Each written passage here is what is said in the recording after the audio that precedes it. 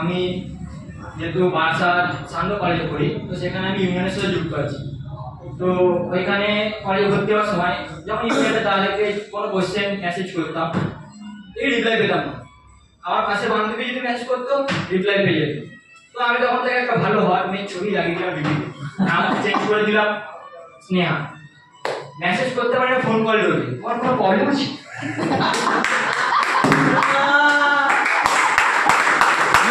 আসতে রে বাবা, আসতে আস্তে আস্তে আস্তে তারপরে ভেঙে বলছে।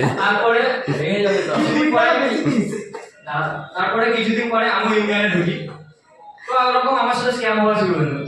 টিভি বেঁধে থাকতো, কল করলে ছেড়ে দেবো। বৌদি চলো পালিয়ে যাবো আজ তুমি আমি চাঁদনি রাতে। ও বৌদি আমি মদ গাঁজা ছেড়ে দেবো, থাকো যদি আমার সাথে। ও বৌদি চলো পালিয়ে যাবো।